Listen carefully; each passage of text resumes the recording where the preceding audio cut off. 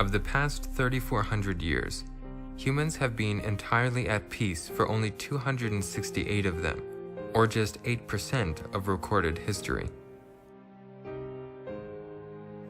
Wars between ideologies, religion, government, and countries have been fought by men and women who believed their cause worth dying for.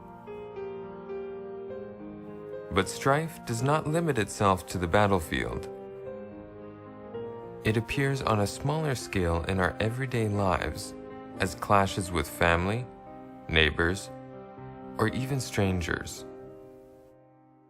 Is humanity simply predisposed to war and conflict? What if at the root of all this hostility is a clash so great, so diabolical, that the wildest imagination cannot comprehend its intensity? What if at the root is enmity?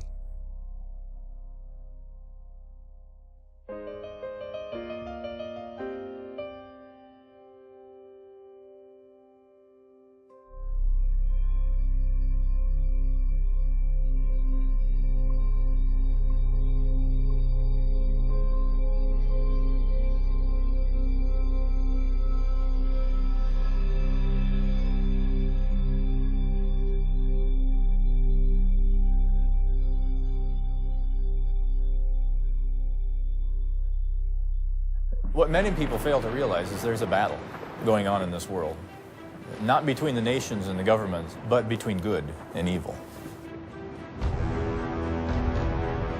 Enmity, brewing in one person's heart, led to a cataclysmic war that has raged for thousands of years. The battlefield was heaven.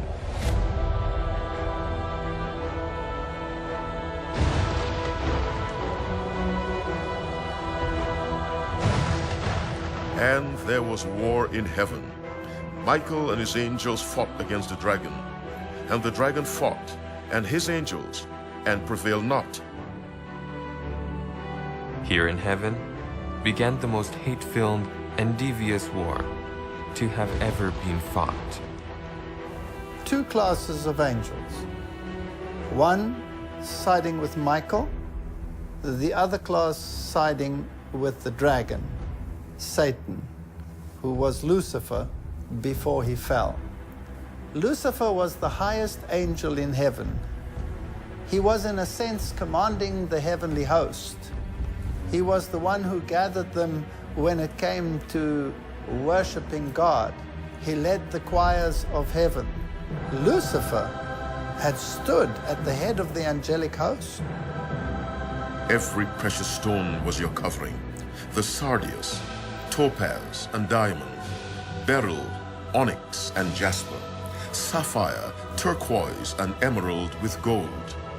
You were the anointed cherub who covers. I established you. Lucifer had been a covering cherub. He had first-hand knowledge of the character of God.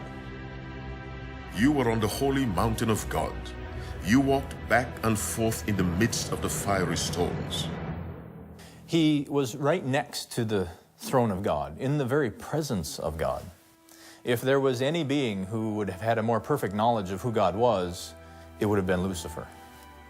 He was, at that time, a friend of God, a servant of God. And among the created host, he was the highest in glory and honor there in the courts of heaven. God put Lucifer in a position where Lucifer would have the most exposure to God's glory, where Lucifer would have the greatest insights into God's selflessness, where Lucifer would have every reason in the whole universe, more reason than anyone else, to love and trust God. Like every being that the Creator made, Lucifer was perfect until one day he corrupted himself. You were perfect in your ways from the day you were created until iniquity was found in you. For you have said in your heart, I will ascend into heaven. I will exalt my throne above the stars of God. I will also sit on the mount of the congregation on the farthest sides of the north. I will ascend above the heights of the clouds. I will be like the Most High. He was perfect, but he had the capacity to choose. And if he had the capacity to choose, it means he could exercise that choice. And once he exercised that choice to rebel, that is when iniquity was found in him. Now, I want us to be clear that the Bible does not teach that God was responsible for sin, in no way. The Bible is very clear that the entrance of sin came through the fact that it was found in Lucifer. Lucifer was created by God as a perfect being.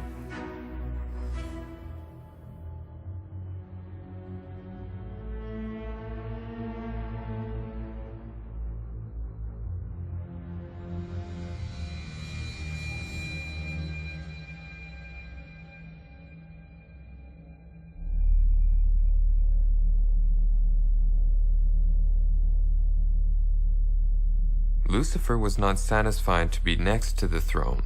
He wanted to sit on the throne. He wanted to be God. And so he rebelled against the government of God by instigating a revolt.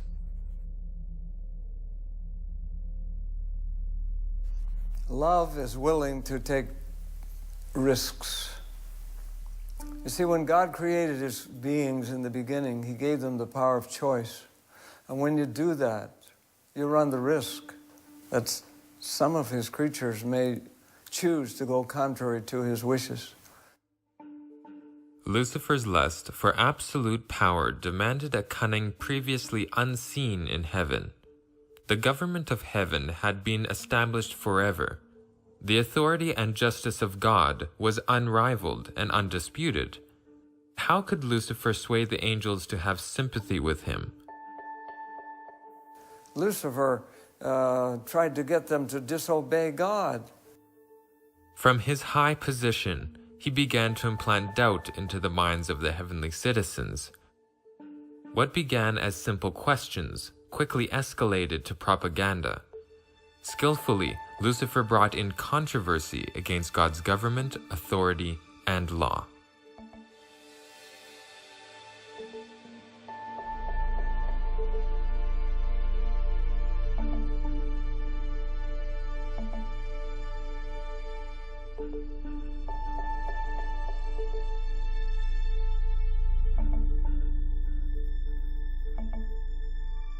If this rebellion was against the authority of God, then that authority implies a system of legal governance. There must have been laws, regulations, which formed the foundation of the government of God. Lucifer's rebellion has always focused on attacking the law of God. God's government is one of order and harmony. Like any government, it has a law, a set of protective boundaries for both its citizens and the kingdom's welfare. It is the law that guarantees peace and happiness, and any departure from it endangers the harmony of the entire universe. Now, the law of God as we know it today had not yet been codified because that law pertains particularly to the human race. It talks about father and mother and relationship between man and man. But the principles of the law, this law of love, to honor God above all things and to obey him and love him with all your heart and with all your soul and with all your mind, and the principles which then flow through to his created beings, they were part and parcel of the character of God, perhaps not codified in the present form, but present nevertheless. When Lucifer rebelled, he rebelled against this very law, calling it restrictive. Lucifer thought he was too exalted to be treated like a created being. Thine heart was lifted up because of thy beauty. Thou hast corrupted thy wisdom by reason of thy brightness. Wasn't he holy, and wasn't he good in his being, good enough not to require regulations and rules which governed the government of God? The Bible says that Lucifer's lust for power and position, his pride over his own beauty, and his lies and accusations about God, all this was sin. Sin is the act of breaking God's eternal law. Sin is actually a war against the law of God, which is against God himself. And you know, when we sin against the law of God, when we sin against God, we break God's heart.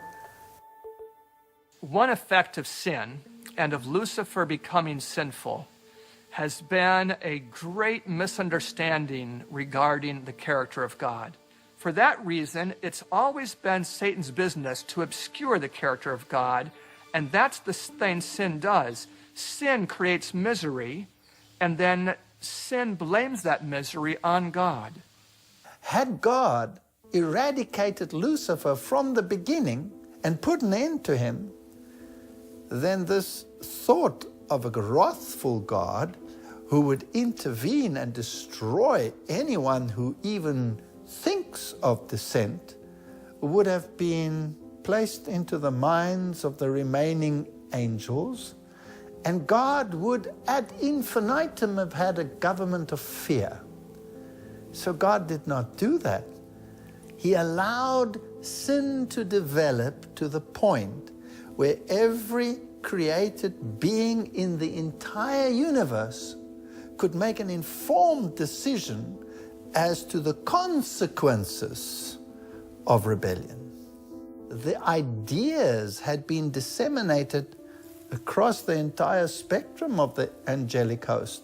These questions of loyalty, of the goodness or the non-goodness of God, were impressed upon every mind.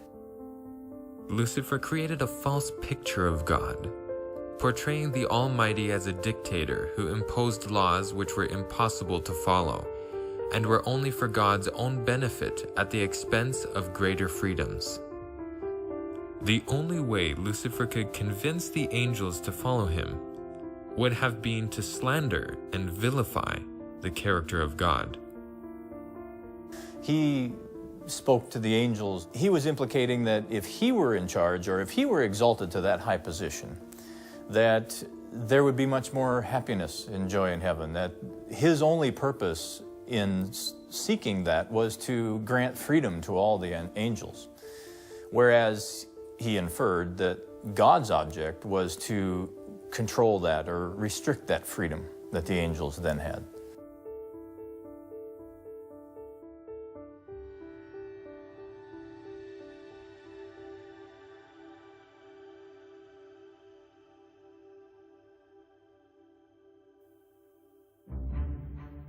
So how far did God need to go with this experience with sin?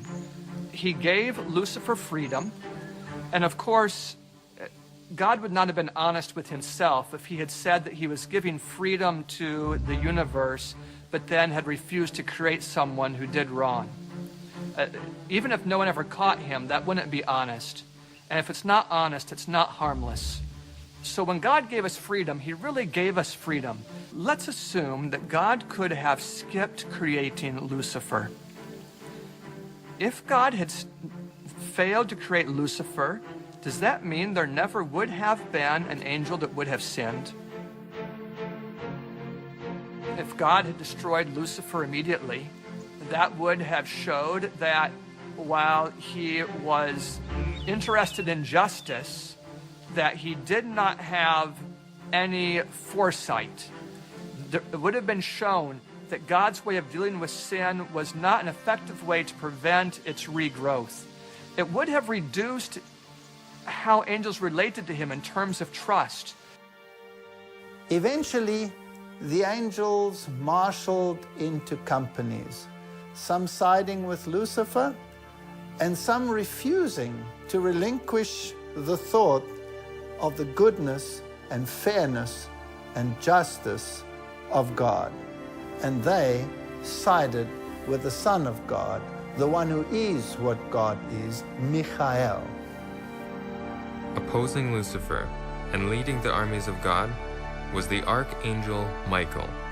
Throughout the scriptures, he plays major and decisive roles. Have you ever wondered what was the name of Jesus in the Old Testament? You know, when he's born there in Matthew and his name is called Jesus, well, that's not when he came into existence. Jesus existed for forever before that time. But in the Old Testament, what's he called? The Old Testament name for Jesus is Michael. It doesn't mean that Jesus is one of those created beings, the angels. It doesn't mean that at all. Michael is the chief of the angels. He's the one that gives orders to the angels. He's the one that tells Gabriel what to do. And you can understand why Michael is called an archangel when you know that that word arch means leader. The only one higher than Lucifer would have been the Son of God himself, Jesus. Now, Michael was also the creator of all the angelic host, including Lucifer. The Son was God, just as the Father was God, from everlasting to everlasting. Michael, or Jesus, could enter into those purposes of God because he was one with the Father in nature, in character, and in purpose. Michael, the one who is what God is, was taken into the council of God. And the angelic host were excluded from this council. And this incited jealousy in Lucifer.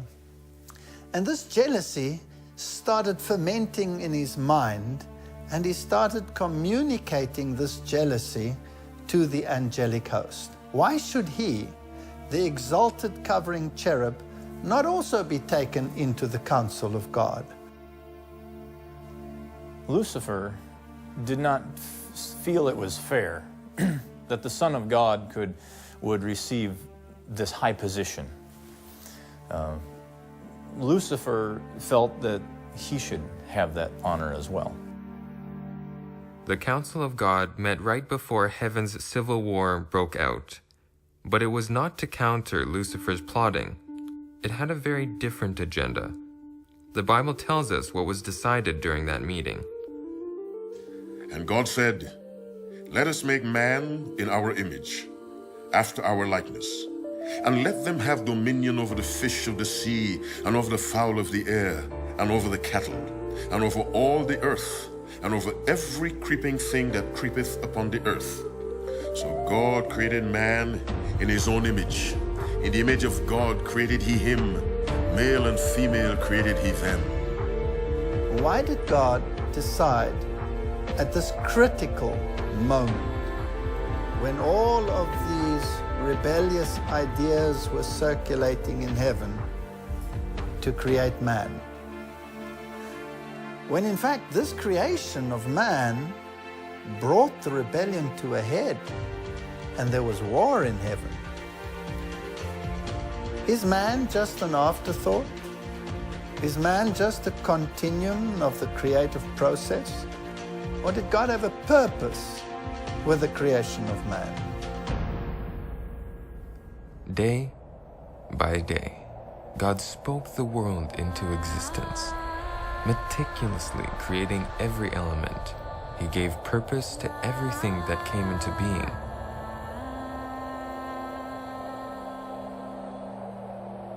From the lights that illuminate the sky,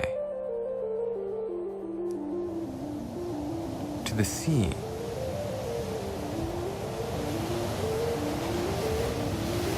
the earth,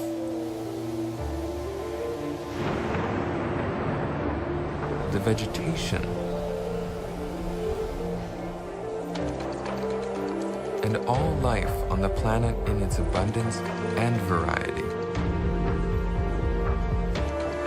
Everything bore the stamp of the Creator's handiwork and character, including the first man and the first woman, Adam and Eve.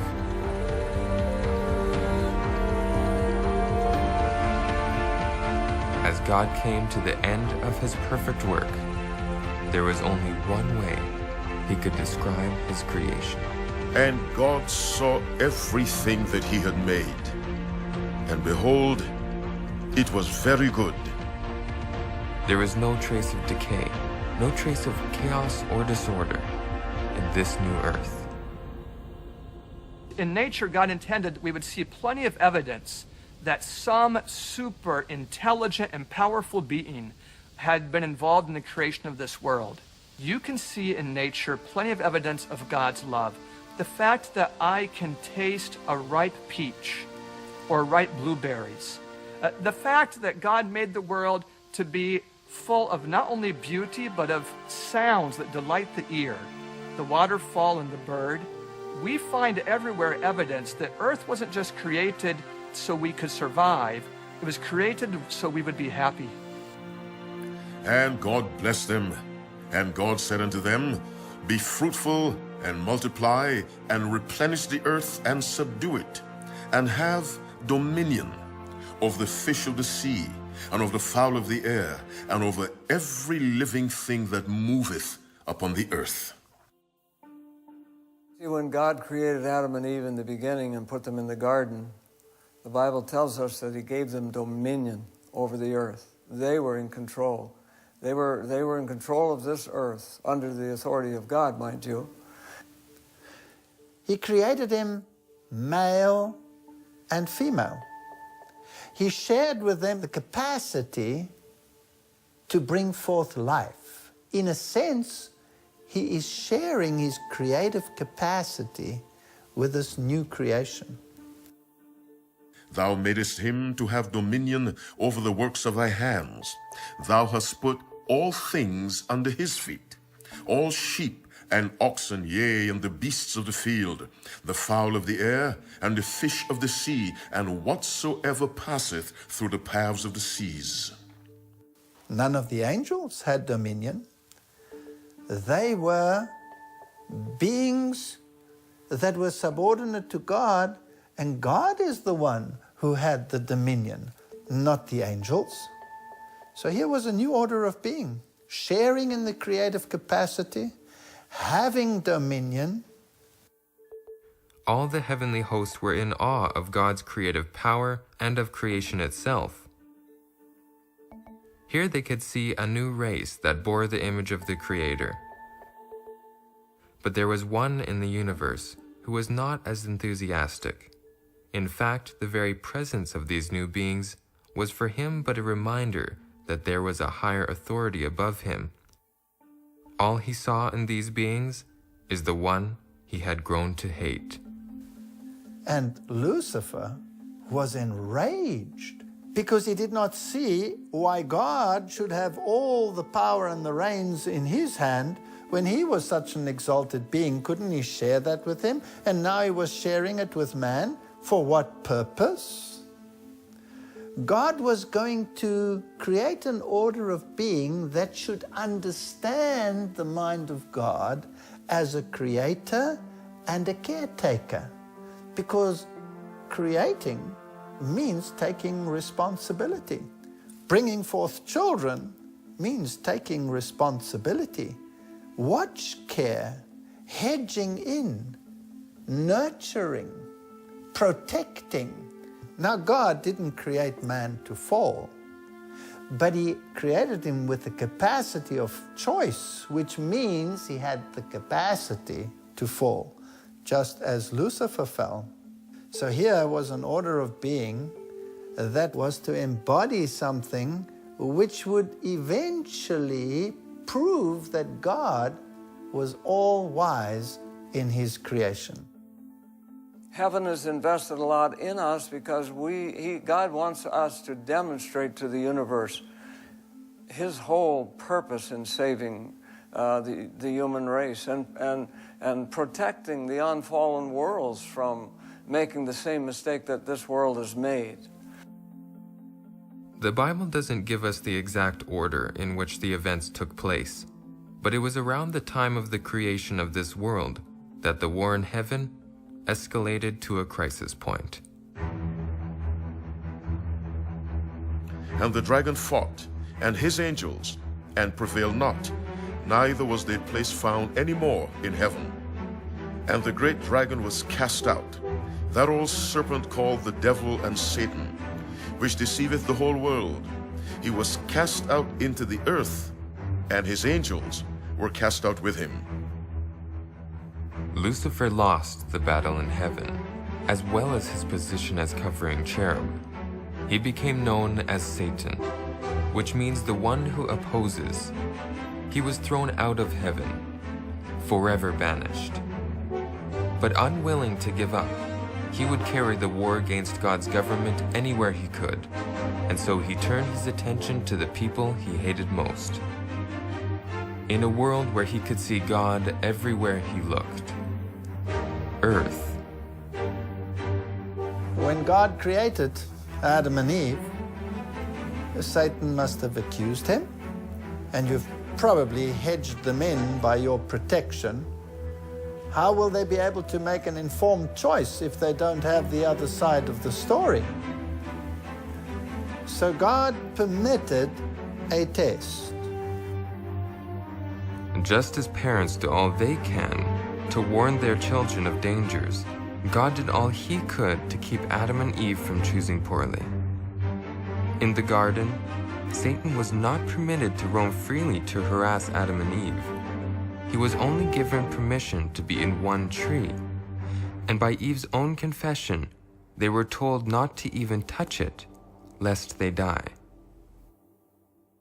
And the woman said to the serpent, We may eat the fruit of the trees of the garden, but of the fruit of the tree which is in the midst of the garden, God has said, You shall not eat it, nor shall you touch it, lest you die.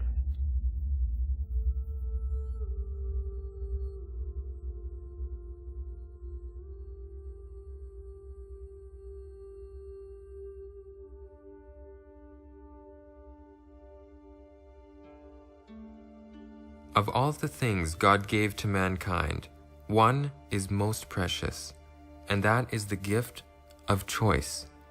Everyone on earth has freedom to choose, and we are free to exercise that choice without any interference from God. He neither prevents nor forces any of our choices. So why did God not create his beings without the capacity to choose? Well, then you would have robotic beings.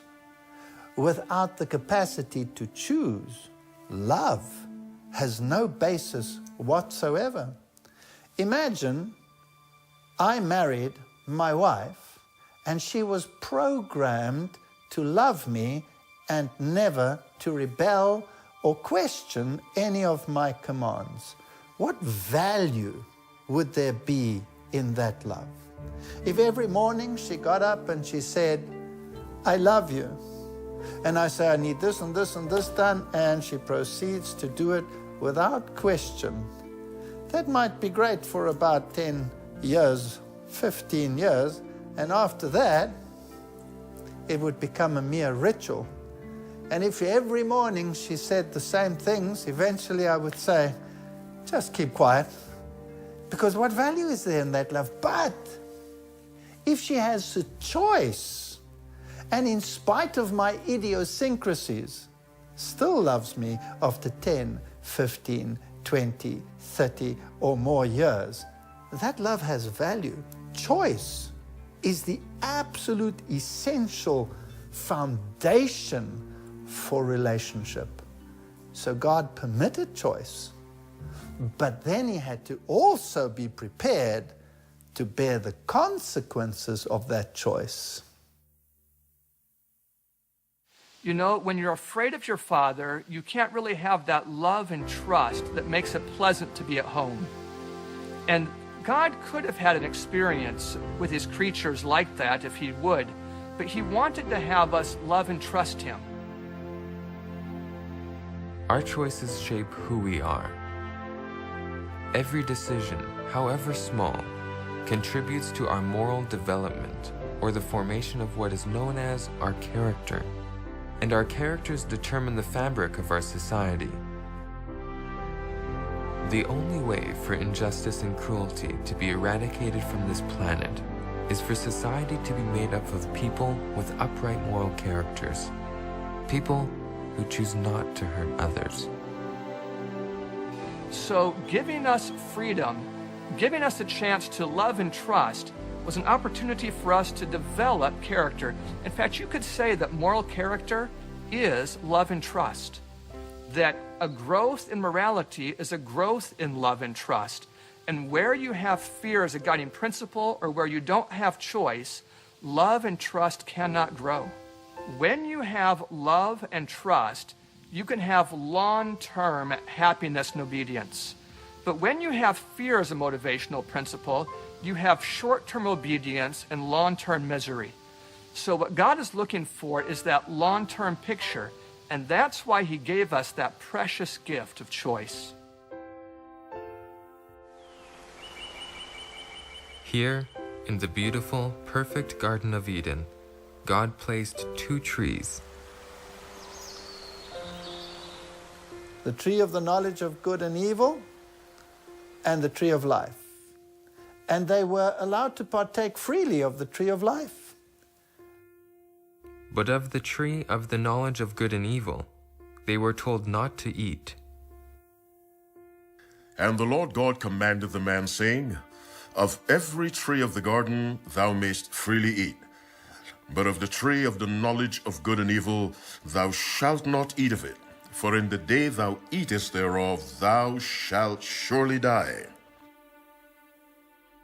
Why was the tree of the knowledge of good and evil even in the garden? The trees were symbolic. You can create a beautiful face, you can create a beautiful body, you can create a wise mind, but you can't create a beautiful moral character.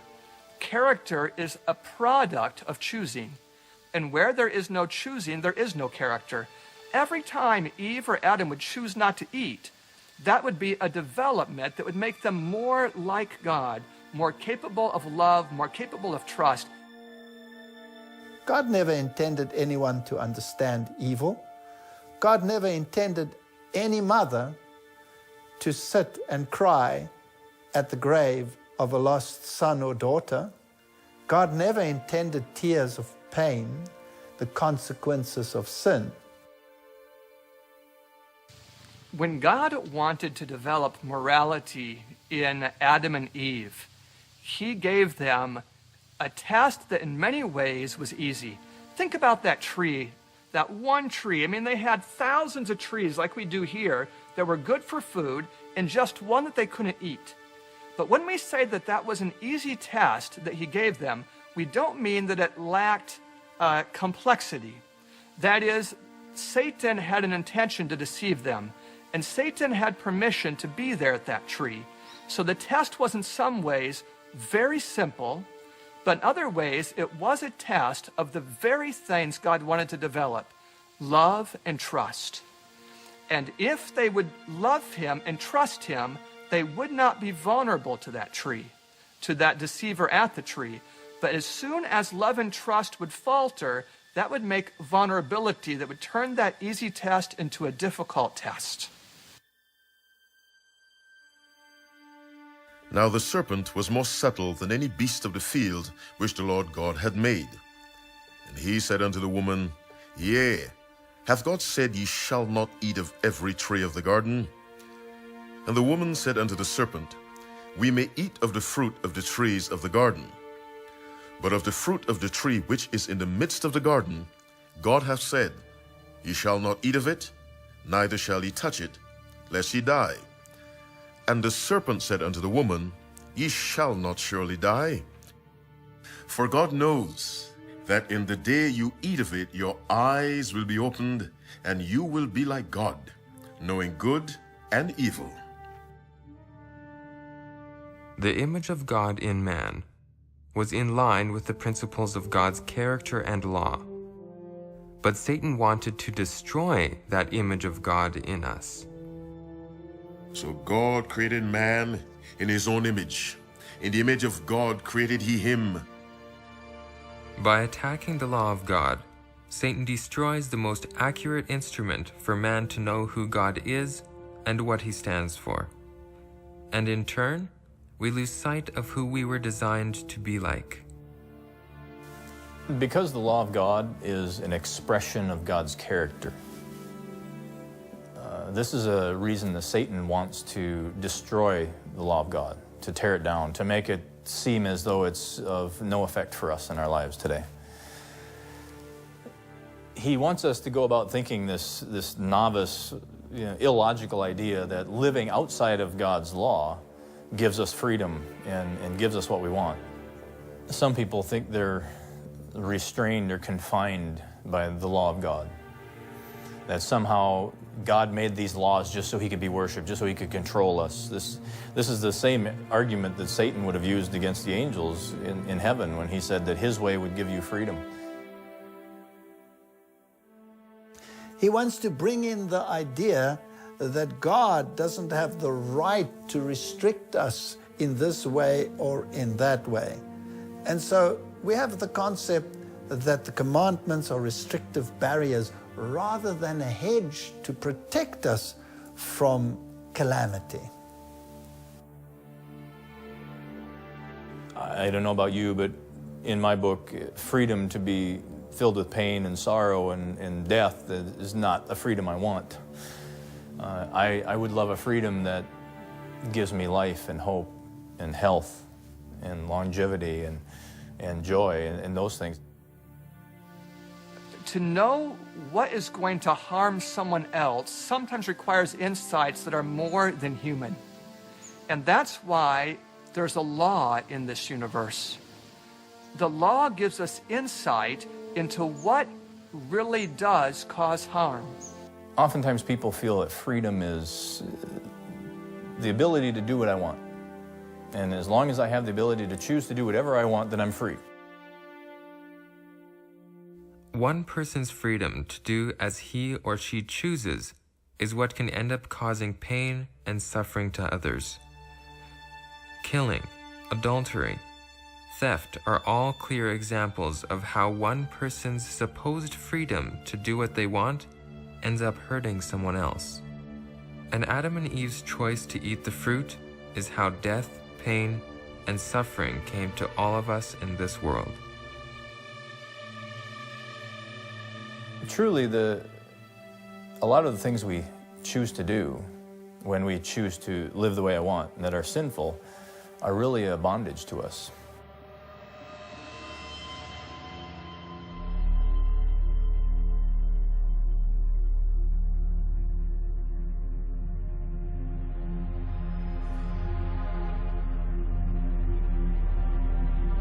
Satan wants us to believe that God is a tyrant. All of our false doctrines about God come from this idea that God is a tyrant. And they all circle around the character of God. And so the devil, at his basest level, when he's deceiving us, is trying to deceive us about the character of God. And Satan, or Lucifer, used the snake as the first transcendental medium to instill a question in the mind of Eve. Did God really say? He doesn't come out straight with his argument. He comes via the back door. He first questions God's word and questions God's authority, and then starts to demonstrate that what God has said is not really so. The first time we see Satan in the Bible is described as very subtle. It was very sneaky, very apt at deception. And he deceives Eve.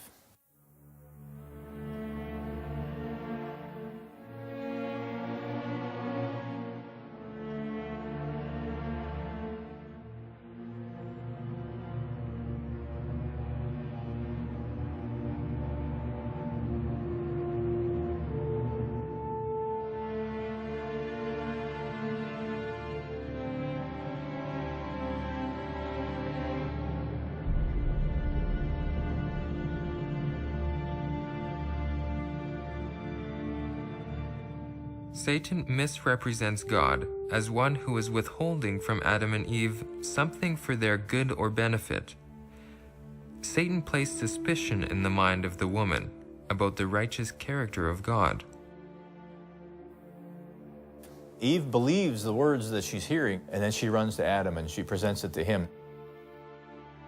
Lucifer used the same propaganda on Eve that he had used in heaven to turn God's loyal subjects against him. Doubting God's goodness, downplaying the need of a law, and vilifying God's character.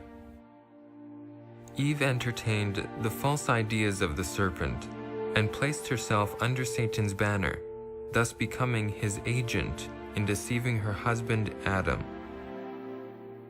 Adam knew that this was wrong. I mean, they had been commanded by God, and he sees this woman that God had created to be with him. This is his mate. This is his, bone of my bone, flesh of my flesh. And here she had eaten of this fruit, and now she's saying, taste it with me, taste it with me. And Adam had no opportunity to be deceived. He knew. Now, when Adam chose, I'm sure there were a lot of things going through his mind, but really it ended up being a lack of faith in the Word of God, in the power of God on Adam's part. It may not seem to us such a big deal that Adam and Eve would have eaten the fruit and gone against the commandment of God. What can a little fruit do, right? Adam and Eve probably didn't realize the big deal either. In choosing to do that, they broke their allegiance with God. They had been giving themselves to God in allegiance. And now they had chosen a different master. They had given their allegiance to someone else who they had obeyed instead of God. Humanity fell in this one instance, not because of a fruit, but because of a choice, a decision that forever changed the course of history and of humanity itself. Just as with many generals, the outcome of a war often comes down to one battle. And for Adam and all mankind, this one was lost. One of the first effects of sin was that it put a separation between Adam and Eve and their Creator. And the Lord God called unto Adam and said unto him, Where art thou? And he said, I heard thy voice in the garden, and I was afraid, because I was naked, and I hid myself. Sin separates us from God, and it does it in a way that you might say is self-preserving, because we're afraid to be exposed, we're afraid to be punished. What did Adam and Eve do? They hid themselves. That's what sin does. It leads us to escape judgment, to try to avoid responsibility for our actions. Like the war in heaven, the war that Satan began here on earth was an attempt to overthrow God's government. When Adam and Eve fell, they handed their dominion over to Satan. He became known as the prince of this world, and he would reign as the cruelest despot this world has ever known. As descendants of Adam and Eve, we now live under the enemy government of Satan. Our earth was taken over by a foreign ruler, and we have been assimilated into this new administration. It is the only system we have ever known, and for this very reason, many people don't realize that they live in a hostile takeover situation, ruled by a sadistic ruler at war with God himself. Just like some earthly tyrants that have killed and terrorized their own people, Satan does the same. Satan has used every means possible to bring chaos, disorder, and blight to the human race. Working in the shadows, through the angels that fell with him from heaven, and any human agent that through their choices sides with him, he has thrown this once beautifully created world into anarchy, rebellion, and havoc. God saw that the wickedness of man was great in the earth, and that every imagination of the thoughts of his heart was only evil continually. Just as Lucifer changed from the beautiful angel he once was to the demon Satan, mankind also changed corrupting the goodness that God had endowed them with. The Bible tells us that before sin, man was made after God's image, but after sin, the image of God in man was marred. Man's nature went from being sinless to sinful, and men turned against each other and even against their Maker. Violence, brutality, and immorality spread all over the earth. Satan rejoiced as his ranks grew with more and more wickedness. The beings to whom God had given creative capacity chose to serve Satan and to be imbued with his rebellious attitude, and their offspring would do the same. They were now infected with the disease of sin. They now had a natural inclination for evil. After Adam and Eve fell, God could not allow them to eat of the tree of life. It would have perpetuated sin forever, and Satan's government would have been established forever as well. Evil would have been immortalized, and suffering, pain, and war would continue unabated. When Adam and Eve sinned, they left the Garden of Eden, but it wasn't of their own choice. You remember that God expelled them from the garden. And that showed several important ideas. For one thing, they no longer had access to that tree that gave them immortality, the tree of life. That was to show that God will not allow this experiment of sin to go on forever. It's going to come to an end. And it also showed that separation we talked about, that sin puts an end to our person or face-to-face communication with God. It was a symbol, if you will, of spiritual death. And it showed something else. Satan had offered them a higher existence, a better life. He, in fact, offered Eve improvement and more knowledge. But was he able to deliver on what he offered? Quite in the contrary. When they were expelled from the garden, they lost what they already had. Don't think for a minute that sin only causes misery here on earth. It's miserable in heaven when they see humans that they love so much sinning. And it was miserable when there was even war in heaven.